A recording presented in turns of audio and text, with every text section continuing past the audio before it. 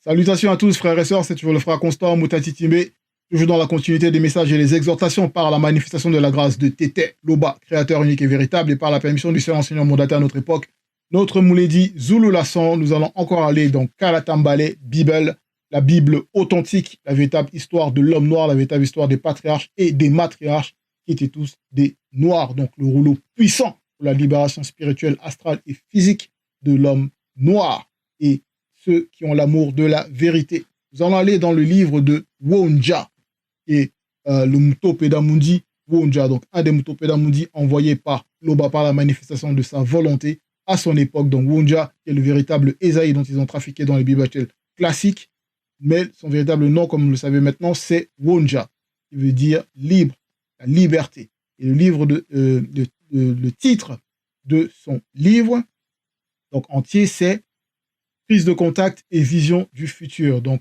par cette prise de contact, donc avec le spirituel, donc avec le plan spirituel, le véritable plan spirituel, donc du grand ordre des choses, par Mutatedi, qui est l'entité qui guide et qui intronise les initiés. Donc, Wonja, il va avoir, donc, comme j'ai dit, des visions.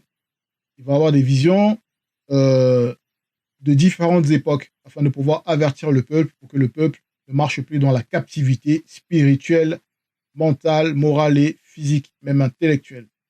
Donc, ici, du chapitre 1, c'est-à-dire chapitre 1, c'est un peuple qui ne comprend rien. Donc, c'est le titre donc, de ce chapitre. Un peuple qui ne comprend rien. Nous allons lire du verset 9 au verset 19. Et on voit déjà que par rapport au titre ici, c'est déjà puissant. C'est un avertissement même déjà très puissant par rapport au titre. Un peuple qui ne comprend rien. Donc là, ici, Wonja va faire mention de l'état de ce peuple-là qui ne comprend rien, avant d'arriver au verset 9, qu'on va commencer à lire. Wonja, donc, du verset 1 au verset 8, il va avertir, on va dire, prévenir le peuple que vous avez besoin encore de quel châtiment? Vous avez besoin que Mutatedi vous avertisse encore de quelle manière? Quels propos vous avez besoin encore d'entendre afin de pouvoir comprendre que vous êtes dans l'erreur, que vous devez sortir de vos agissements, de vos actions, de vos manifestations qui ne sont pas selon la vérité, qui ne sont pas selon les recommandations du Verbe de Loba, qui n'amènent pas à la sanctification. Quel châtiment est-ce que vous voulez encore que Mundima Beko qui s'est dit, qui est l'entité des châtiments en charge du domaine de la nature, vous afflige, vous manifeste, vous frappe de sa dure et puissante épée spirituelle afin que vous puissiez comprendre que à cause de vos actions, à cause de vos manifestations, il y a des portes que vous ouvrez. Et comme il y a des portes qui s'ouvrent, il y a des influences occultes qui se manifestent et qui détruisent le peuple, qui détruisent la société, qui font en sorte qu'il puisse avoir donc toutes ces guerres, tous ces massacres, toutes ces dominations, toutes ces injustices, toutes ces choses qui sont macabres. Donc, dans le quotidien, comme on peut voir, toutes ces manifestations injustes, on voit des pratiques même contre nature qui sont là en train de se développer de plus en plus. Ils vont influencer ça par les médias, par les films, par voilà, toutes sortes et formes de divertissement, même des pratiques. Ils vont, on va dire, en quelque sorte, vulgariser ou simplifier la notion du meurtre. On voit des attentats, on voit des meurtres, on voit des guerres, on voit des conquêtes, on voit du sang versé, on voit toutes ces abominations qui sont manifestées. Et sous couvert de quoi? Des religions. Sous couvert de quoi? Des fausses croyances. Sous couvert de quoi? Des pseudo-formes de spiritualité qui enferment l'homme dans cette captivité, dans ce voile de l'antivérité, afin qu'il ne marche pas donc selon la vérité, afin qu'il ne manifeste pas la réelle vertu et l'impartialité des entités du grand ordre des choses. Donc ici, Wonja, il va poursuivre ce peuple-là qui ne comprend rien. Donc il va arriver donc au verset 9 et il va rappeler par rapport à ce qui s'est passé aussi dans le temps, ce que certains avaient manifesté aussi dans le temps, de ce qu'ils ont fait et de ce qui leur est arrivé. Mais à notre époque, nous vivons une époque de grâce. Donc il y a la manifestation de la grâce qui est parmi nous. Et cette manifestation donc de la grâce de Loba par son verbe, c'est notre Mouledi, donc c'est Zulu Lasson. Donc, si toi qui recherches la vérité, tu as la possibilité de tomber sur cette vidéo, je t'invite à aller sur la chaîne YouTube de Zulu Lassan pour regarder les vidéos, car il y a une plénitude, il y a beaucoup de vidéos, beaucoup d'enseignements sur tous les sujets afin de pouvoir te libérer ta conscience qui est encore captive du voile de l'anti-vérité. Et aussi également sur la page La véritable histoire de l'homme noir sur Facebook, où il y a des lives puissants où notre Mouledi, il dévoile le monde occulte en profondeur afin qu'on puisse marcher selon la vérité. Donc, au verset 9, ici, il est dit, si le verbe de Loba, donc c'est Wonja qui parle, si le verbe de Loba nous eût conservé un faible reste, virgule, nous serions comme Wea, c'est-à-dire Sodome, nous ressemblerions à Sépè, c'est-à-dire Gomorre, point. Donc on voit ici, par rapport à ce verset, que il y a un faible reste. Et ce faible reste-là, c'est quoi? Ce faible reste-là, c'est par rapport à la manifestation, comme je disais, de la grâce. La manifestation de la grâce, c'est-à-dire un peu comme une sorte de contre-pouvoir qui va faire que dans un territoire où il y a beaucoup d'anomalies qui sont manifestées, ce faible reste-là va faire en sorte qu'il y ait le contre-pouvoir et qu'il n'y ait pas la totale annihilation des personnes qui vivent dans ce territoire. C'est pour ça ici qu'il dit, si le verbe de Loba nous eût conservé, donc il y a un reste, un faible reste qui a été gardé précieusement, nous serions comme Wea, Sodome, nous ressemblerions à Sépè, Gomorre, parce que Wea et Sépè, par rapport aux œuvres qu'ils ont manifestées, c'est-à-dire dans Origine, c'était ces habitants-là qui manifestaient des choses abominables journellement, c'est-à-dire des pratiques contre nature, il y avait des abominations, des sacrifices, des choses immondes, des choses immorales.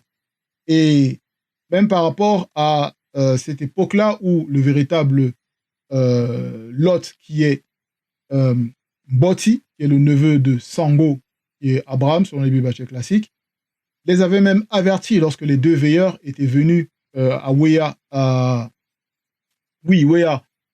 voir Mboti pour pouvoir l'extirper du châtiment divin, c'est-à-dire par rapport à l'annihilation de leur existence dans le visible, qui avait été manifesté, donc prononcé, déclaré par Mutatedi, donc l'entité qui guide et qui intonise les initiés.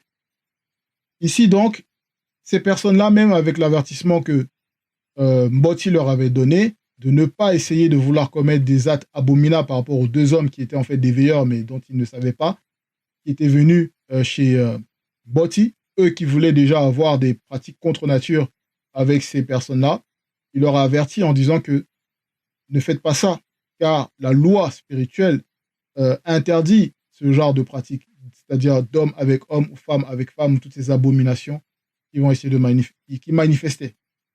Ils n'ont pas écouté, ils n'ont pas pris garde, donc ils étaient sous le coup déjà même de la justice divine, c'est-à-dire l'annihilation. Donc ils ont été frappés. Néanmoins ici, le verbe, il nous dit, donc Wonja, il nous dit, si le verbe de Loba n'eût conservé ce faible reste. Ce faible reste-là, on peut voir dans Wonja 39.13, c'est par rapport à Tindi. Tindi qui est le véritable Jacob par rapport à sa descendance. Et ici, il dit, par rapport à sa descendance, donc là, je vais plus entrer en profondeur.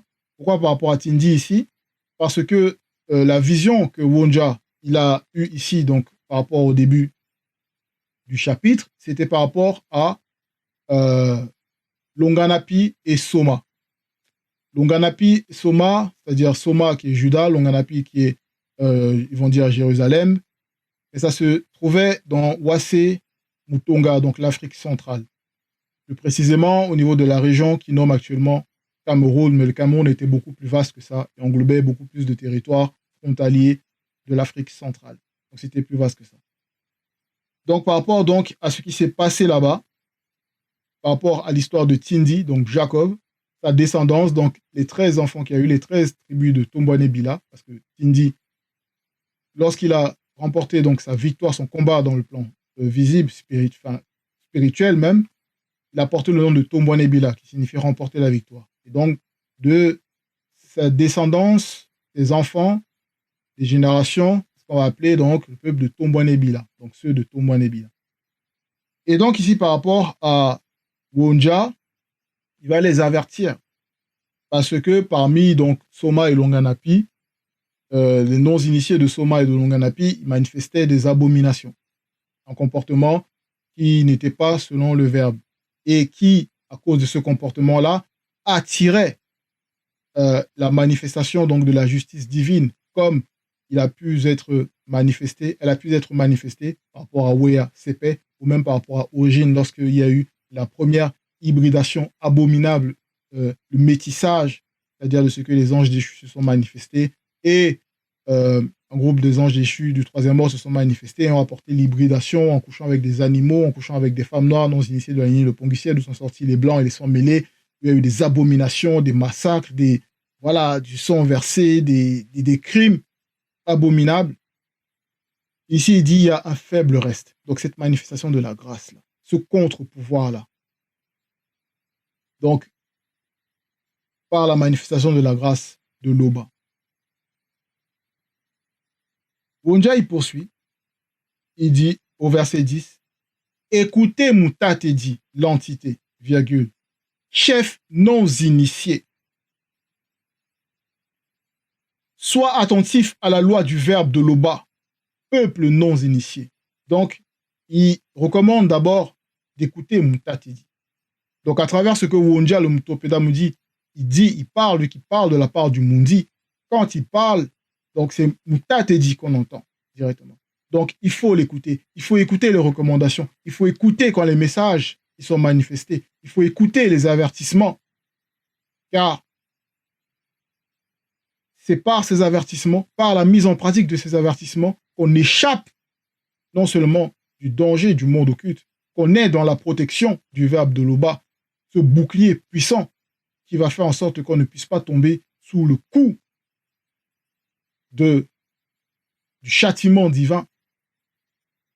Et ici, il prévient d'abord les chefs non initiés, parce que ça commence d'abord par les chefs, c'est-à-dire ceux qui sont à la tête des États, ceux qui tissent des alliances occultes, ceux qui font des pactes bizarres, étranges, contre le développement du pays, contre c'est-à-dire l'aspect spirituel du pays, c'est-à-dire ils vont laisser l'influence des religions s'installer dans le pays. Ils vont même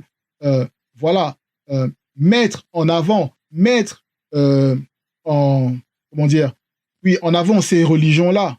Ils vont parler des religions d'État, c'est-à-dire ils vont fonctionner à travers des systèmes religieux. Voilà, mais ils vont faire croire qu'il y a la démocratie par rapport à la politique, mais derrière, il y a le système religieux qui est là, qui gouverne, pas dans l'ombre, et qu'on voit leur manifestation. On voit leur manifestation par rapport à ce qu'ils vont faire. On va voir plus tard. Mais ici, donc, ces chefs non initiés-là, donc, qui gouvernent mal le pays. Parce que déjà, avant, il faut savoir que avant qu'un chef ne puisse être établi, c'est-à-dire c'était les rois, des rois initiés qui étaient établis. C'était le spirituel qui établissait donc des rois initiés. Et un roi initié, donc, il va prendre soin du peuple. Il va appliquer les lois et les recommandations du peuple. Il ne va pas tisser des alliances avec les méchants. Il ne va pas, on va dire, vendre le peuple, vendre des terres, dénigrer la nation par rapport aux étrangers, par rapport à ceux qui ne marchent pas selon la vérité. Donc, déjà, les chefs non initiés. Donc, ces chefs des gouvernements qui sont là, qui laissent, par exemple, les papes, celui qui vont se dire, que ce soit en RDC, où ils vont laisser un pape qui se dit soi-disant pape là, du Vatican, venir prononcer des discours, venir les flatter en disant oui, vous êtes un peuple, vous devez ci, vous devez ça. Mais derrière, ils ne comprennent pas que par rapport déjà à cette influence religieuse là déjà, car les religions sont toutes abominables, il y a des portes qui sont ouvertes. Donc, c'est ouvrir encore la porte à des manifestations occultes dans le territoire. Donc, il y a déjà cette influence-là. Ou même dans d'autres territoires où c'est d'autres religions, que ce soit l'islam, voilà, c'est la même chose. Ce sont des abominations. Donc, sois attentif à la loi du verbe de l'Oba, peuple non initié. Donc le peuple aussi maintenant, il doit être attentif à la loi du verbe de Loba. Il doit écouter, prendre garde. 2 points. Verset 11. Qu'est-ce que Tété a à faire de la multitude de vos sacrifices abominables? Ici, il pose la question. Wunja. Dis Mouta Tedi. Donc ici, c'est Mouta Tedi qui parle à travers la bouche de Wunja. Il pose cette question par rapport donc aux sacrifices qu'on peut voir dans les religions. Ces sacrifices sont abominables. Ici, il pose la question. Qu'est-ce que Tété, Tété qui est créateur unique et véritable, a à faire de la multitude de vos sacrifices? Par rapport à vos fêtes, vous tuez des animaux, vous prenez plaisir à tuer des animaux, à les voir souffrir pour pouvoir faire des sacrifices, pensant que le spirituel vous a demandé de faire cela. Et vous ne vous rendez même pas compte que vos actions sont abominables.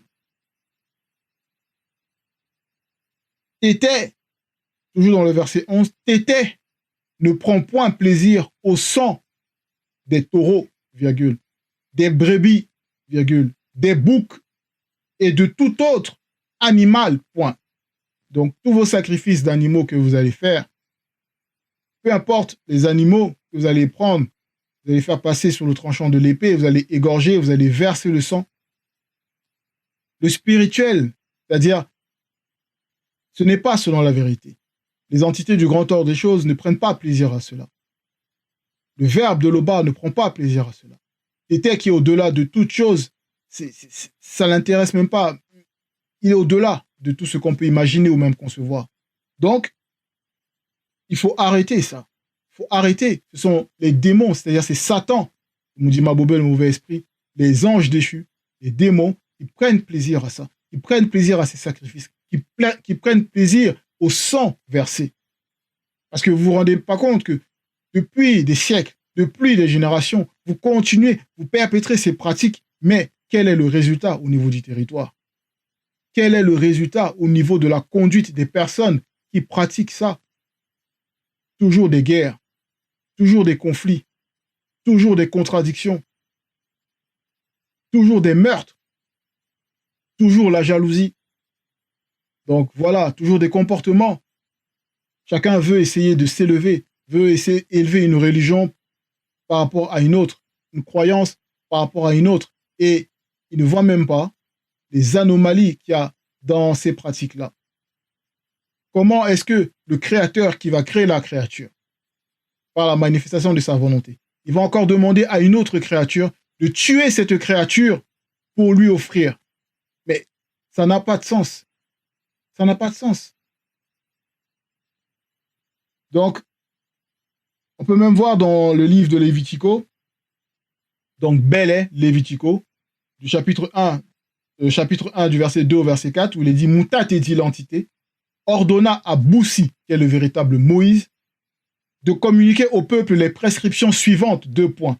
Aucun homme ou jeune, c'est-à-dire aucun homme, virgule, femme ou jeune, parmi le peuple, quel que soit son rang, n'offrira point d'animaux en sacrifice à Tété. Point. Verset 3. Quiconque mettra à cœur de le faire deviendra aussitôt une abomination pour le verbe de Tété. Verset 4. Et aucun sacrifice animal, physique, ne peut et ne pourra à aucun moment faire obtenir le pardon des péchés. Donc, c'est pas... Vous perdez votre temps. Donc, ils vont faire des mois de ce qu'ils vont appeler jeûne, carême ou ramadan, ou voilà, toutes ces abominations. Mais vous voyez le comportement qu'ils ont. Donc, ils pensent qu'en faisant leur sacrifice, ils commettent des actes honorables. Et pourtant, c'est des meurtriers.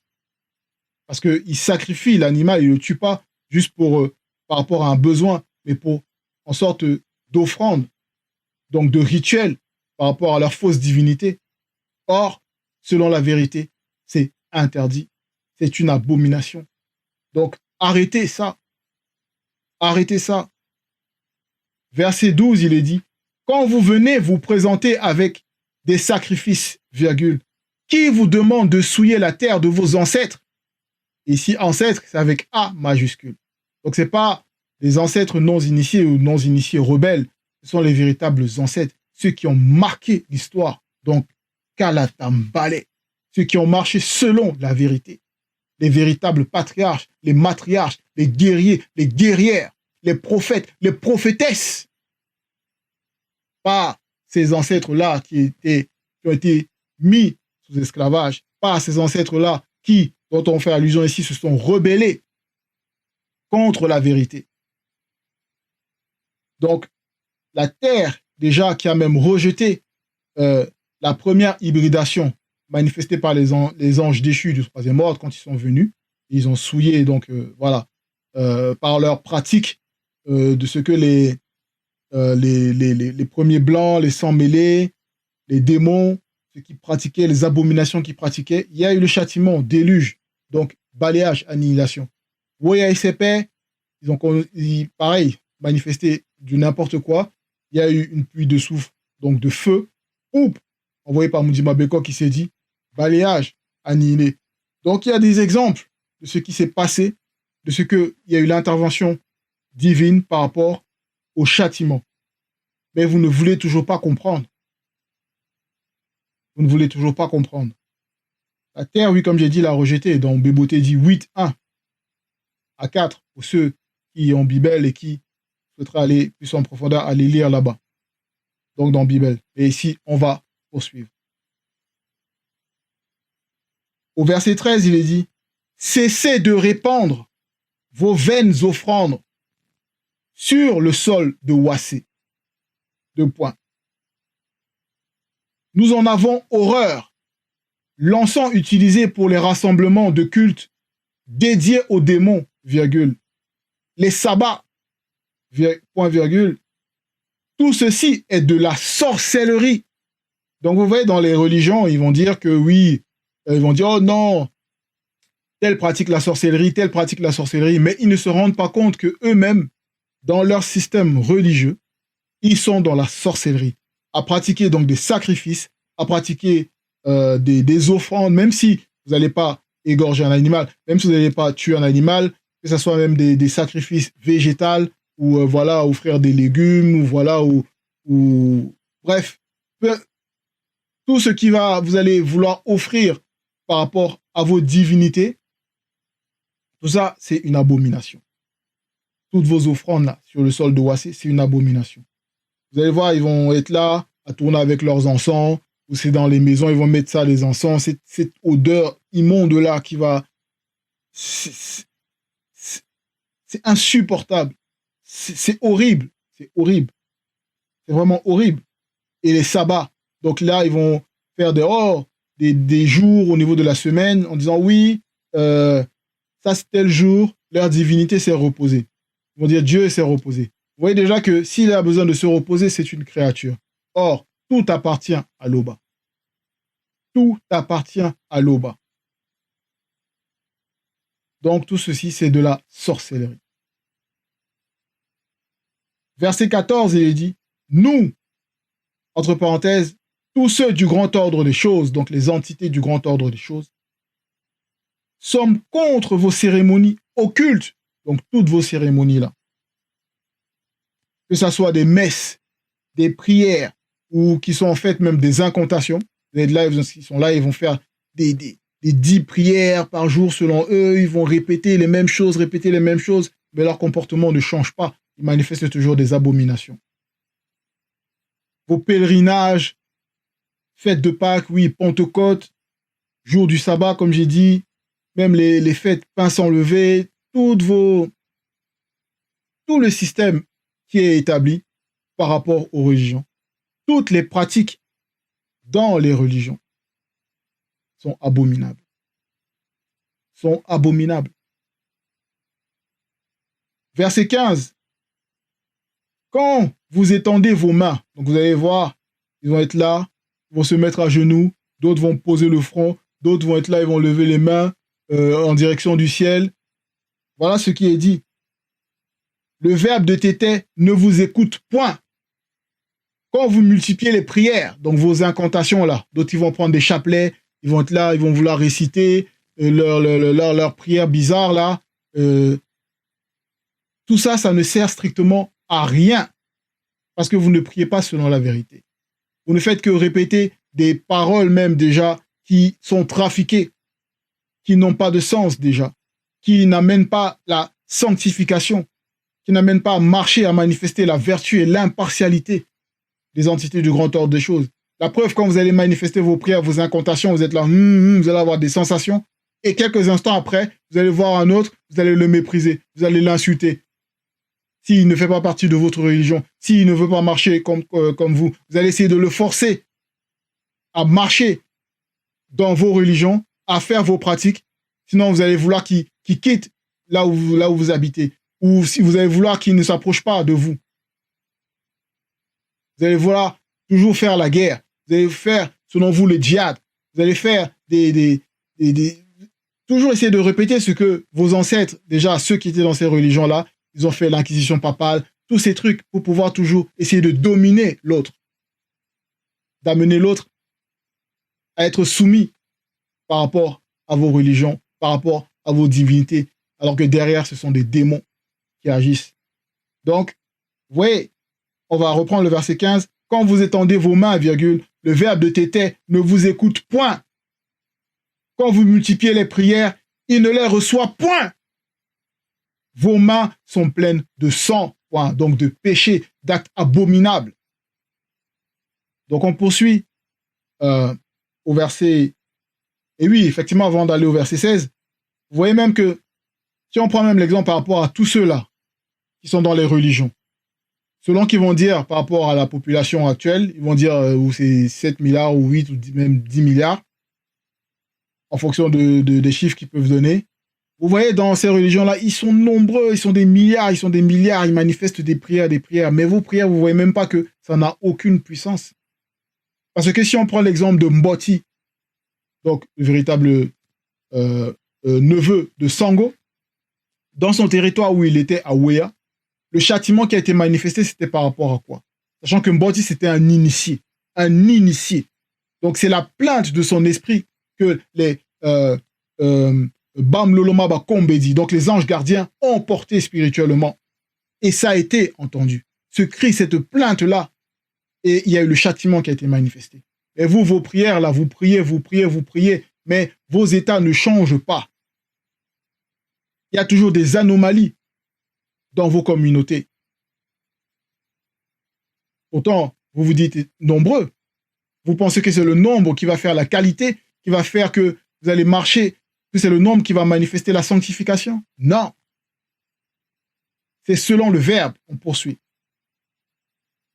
Au verset 17, apprenez à faire le bien, effectivement, pour que les choses changent, pour que vous puissiez marcher selon la vérité. Il y a un cheminement à prendre. Apprenez à faire le bien, virgule. Recherchez la justice, virgule. Protégez l'opprimé connu. Faites droit à l'orphelin connu. Défendez la veuve connue. Vous pratiquez cela?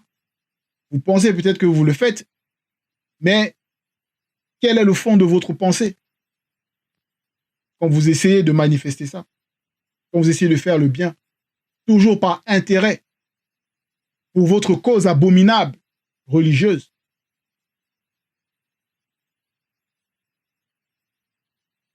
Donc, apprenez à faire le bien, virgule. Donc, il faut apprendre d'abord à faire le bien. Rechercher la justice, manifester la justice selon le verbe, et pas la justice de l'homme livré à lui-même, et pas la justice que les hommes établissent, eux-mêmes la respectent pas, justice où il y a la corruption, et où on voit même par rapport à tout ce qui se manifeste au niveau des procès judiciaires, et des, voilà. Protégez l'opprimé connu. Faites droit à l'orphelin connu. Défendez la veuve connue. C'est très important, parce qu'il faut agir ici comme Sangwa Boam. Sangwa Boam, qui est le véritable Tobit. Donc, Kala Tambale, par rapport à ce qu'il a agi, il prenait soin des opprimés connus. Vous pouvez lire son histoire dans Kalata Mbale. Mais on va ici souligner un passage par rapport à ce que Munganga, qui est une entité du grand ordre des choses, s'est manifesté à leur époque pour une mission bien précise. Et il va leur donner donc ici ce conseil, afin que nous aussi, quand on va pouvoir lire ça de génération plus tard, on comprenne ce qu'il faut faire. Il dit, donc, dans Tobit 18 au verset 10, la prière sincère, parce que la prière, c'est une conversation consciente, sincère. Ce n'est pas vos incantations que vous faites là, vous pensez que vous priez beaucoup, beaucoup, mais ça ne change rien dans vos vies. La prière, c'est une conversation sincère, consciente avec le spirituel, dans nos actions, dans nos œuvres, dans nos agissements. La prière sincère ainsi que la générosité pratiquée pour plaire, non pas aux hommes livrés à eux-mêmes, non pas à ceux qui ne marchent pas selon la vérité, mais pour plaire au Verbe, donc au Verbe de Loba, valent mieux que des richesses acquises de façon malhonnête. Il vaut mieux donner généreusement aux pauvres, connus, que d'amasser de l'or. Point. Car une telle générosité libère de la mort spirituelle. Donc vos actes de soi-disant générosité, là, ça ne vous libère pas de la mort spirituelle, parce que vous êtes toujours dans le voile de l'anti-vérité qui mène à la mort spirituelle. Donc, qui libère de la mort spirituelle et purifie de tout péché. Ceux connus qui donnent aux pauvres, connus, s'assurent une longue existence, mais ceux qui commettent le péché et l'injustice se font tort à eux-mêmes. Donc, certains vont être là, vont dire, oh oui, on commet ça, on est dans telle religion, tel ceci, mais pourquoi est-ce que Dieu n'agit pas? Pourquoi est-ce qu'il y a toujours des catastrophes? Pourquoi est-ce qu'il y a toujours des choses qui ne se manifestent pas selon que vous aimeriez que ça se manifeste? C'est parce que vous vous faites du tort à vous-même. C'est-à-dire vous mettez la honte à votre propre esprit en essayant de venir défendre des abominations qui ont été inventées, des Jésus et toutes formes et autres de religion qui vont utiliser même cette invention, ce personnage de Jésus, sont des abominations. Donc vous faites du tort à vous-même. On poursuit au verset 18. Ainsi parle Moutat et dit, l'entité, 2 points. Même si vos péchés ont la couleur du sang, virgule, ils seront effacés. Pourquoi? À cause du rachat par vos actes. Parce que le verbe de Loba tient compte des temps d'ignorance, car Loba était unique, véritable et au-delà du temps et de l'espace. Donc, là où il y a la manifestation abondante du péché, par la manifestation de la grâce de Loba, s'il y a la repentance sincère, il y a la surabondance, c'est-à-dire la grâce surabonde, pour pouvoir extirper ceux connus de cette disgrâce. Verset 19, si vous avez de la bonne volonté, et si vous êtes docile, virgule, vous mangerez les meilleures productions du continent, donc du mounielé. Donc, il y a la bonne volonté. Et la bonne volonté, on peut la manifester. Parce que même dans Moutat dit 15-15, il est dit, si tu le veux, tu peux marcher selon le verbe. Obéir à ses commandements, être soumis aux lois et aux recommandations du verbe de Loba, dépend de ton bon vouloir, donc de notre bon vouloir. Donc on n'a pas d'excuses. On n'a pas d'excuses. Et donc, vous mangerez les meilleures productions du pays, du continent. Parce qu'on voit dans des territoires, vous êtes là, toutes ces religions, vous vous rendez pas compte que c'est une épine grave, une barrière à l'émancipation véritable de l'homme noir. Dans le territoire, c'est des produits importés qui vont venir. Vous n'allez pas vous nourrir des produits, des productions, parce que Mundima Mimbu, l'entité des récoltes, a fermé la porte. Et c'est pour ça que vous êtes dans cette captivité-là. Donc on doit sortir de ça. Il faut sortir de toutes les religions. Toutes les religions et formes de croyances. Et voilà, que ce soit même le vaudou, oui, voilà, eux-mêmes. Ils sont aussi remplis là-dedans, dans tout ce qui est sacrifice par rapport à leur rituel. Quand ils rentrent en transe, ils se scarifient, tout ça. Ils versent du sang. C'est des abominations. C'est des abominations. Donc, c'était l'exhortation. Donc, ce peuple-là qui ne comprend rien. Toi, peuple qui ne comprend rien.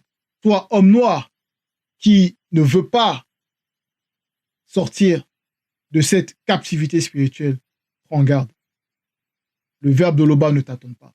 Mais toi qui as l'amour de la vérité, toi qui recherches la vérité, toi qui observes et te rends compte des anomalies qui sont manifestées dans cette réalité, dans ce système établi par l'homme livré à lui-même et qui recherche la vérité sincèrement, viens à la vérité. La seule porte à notre époque, c'est notre Mouledi, c'est Zulu Lassan, le déstabilisateur des religions. Effectivement. Loba est toujours glorifié. Ainsi soit-il.